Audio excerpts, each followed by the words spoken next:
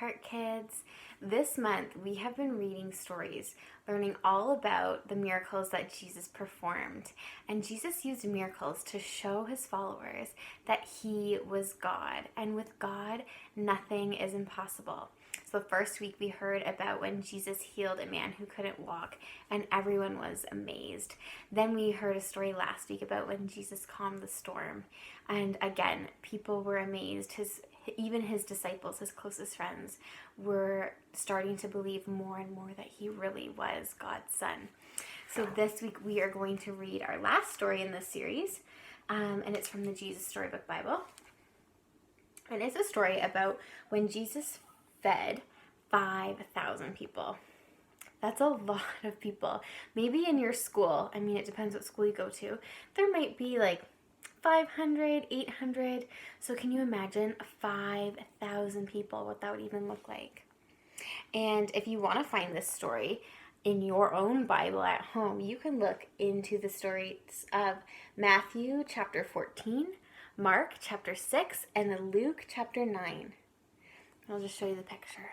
You see all the people, and there's Jesus in the middle. So Jesus had been going town to town and teaching, and all the people would come to listen to him. So there were once 5,000 tired and hungry and probably very grumpy people sitting on a hillside wanting their dinner. They'd come to hear Jesus that day. They came before breakfast, stayed all morning, all afternoon, and way past dinner time. No one had meant to be out there that long, but that's how it was, listening to Jesus, as if time didn't exist. People could listen to Jesus for hours, and on this particular day, that's exactly what they did. But they hadn't brought enough food, and they couldn't just go and buy themselves a burger and fries to go because, of course, they were in the middle of nowhere, with no shops or restaurants.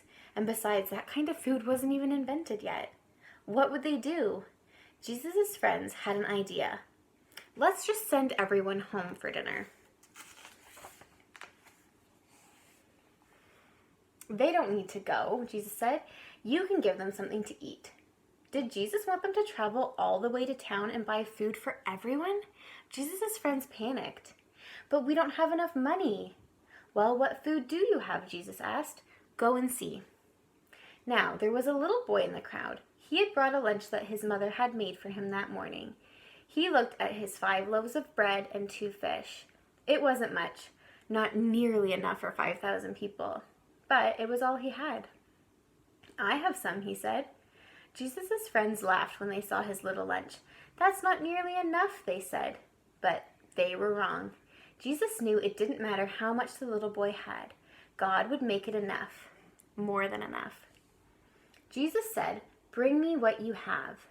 And so the little boy gave Jesus his lunch. Jesus winked at the little boy and whispered in his ear, "Watch." How in the world will Jesus feed everyone with just that, Jesus' friends said, because they thought it was impossible.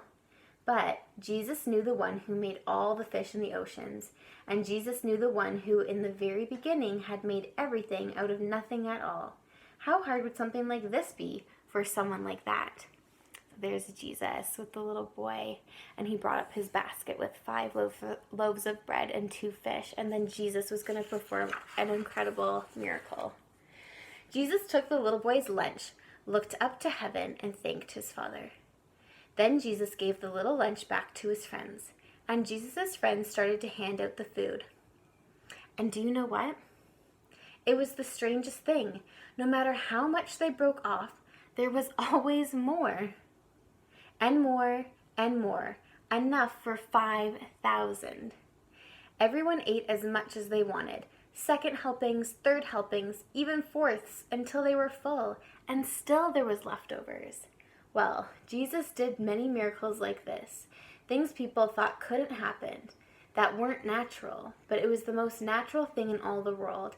It's what God had been doing from the beginning, of course, taking the nothing and making it everything, taking the emptiness and filling it up, taking the darkness and making it light. You can see there Jesus' disciples handing out the bread, and as they handed it out, there just kept being more and more, enough for everyone.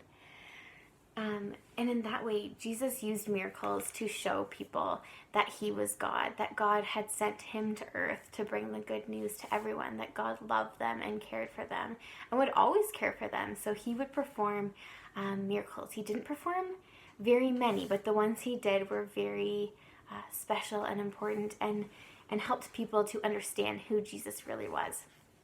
So I want to pray with you today, friends, before I say goodbye. You want to just close your eyes and bow your heads a little bit. Dear God, thank you so much that you sent Jesus to earth to show us your love and your grace and how much you care for us. We thank you that Jesus performed miracles, God, that he showed your love in that way, that you took care of us no matter what, and that with you all things are possible. And pray this week for each of the kids, Lord, that they would feel excited about what they are doing, God, that they would feel at peace, whether they are still doing homeschooling or whether they're back at school. God, help them to be a light and a love to those around them. Pray all of this in your name. Amen. Well, my friends, that is it for our series on miracles. We are going to be starting a new series next week for the month of March, all about learning what it means to serve, and ways that Jesus served, and then how we can serve, how we can learn from Jesus to do that. And we have a pretty cool event happening for the month of March, so you're going to want to tune in again next week to hear more details about that. I hope you have a great week, friends. I will talk to you later. Bye.